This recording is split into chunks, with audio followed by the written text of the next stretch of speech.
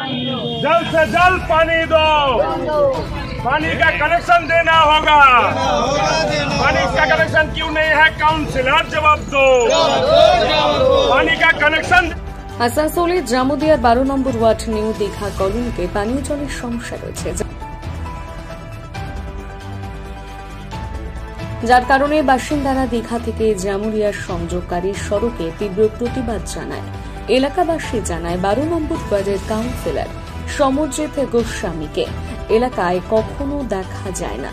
তাদের কাছে বারবার আবেদন করা সত্ত্বেও তারা এখানে জলের ব্যবস্থা না করে পানীয় জলের তীব্র সংকটে ভুগছে বলে আজ আমরা রাজপথে নেমে জনপ্রতিনিধিদের কাছে দাবি জানাচ্ছি, আমরা পানীয় জল পেতে চাই।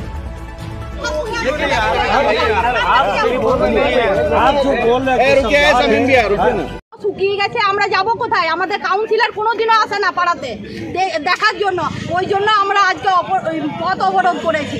যদি উনি আসেন, উনি আমাদের কি সলিউশন দিচ্ছে আমরা দেখবো। আর ভারবেলি নয়, রিটার্ন দিতে হবে। কতদিনের মধ্যে হবে? যতদিন না আমাদের পাড়াতে কল দিচ্ছে ততদিন আমাদেরকে 2 ট্যাঙ্কার করে জল দিতে হবে, সকাল বিকেল 2 বেলা। আমরা যাব কোথায়?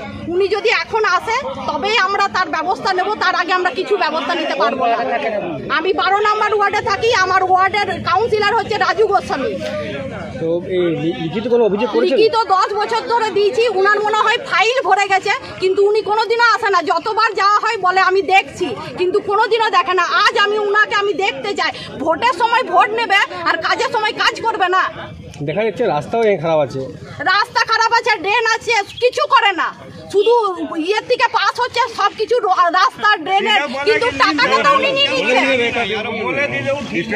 কি মনে হচ্ছে আপনাদের এলাকায় বাদ দিয়ে অন্য এলাকায় কাজ হচ্ছে? হ্যাঁ, সব এলাকায় কাজ হচ্ছে। আমরা মুসলিম বস্তি বলে আমাদের এলাকায় কাজ হয় না।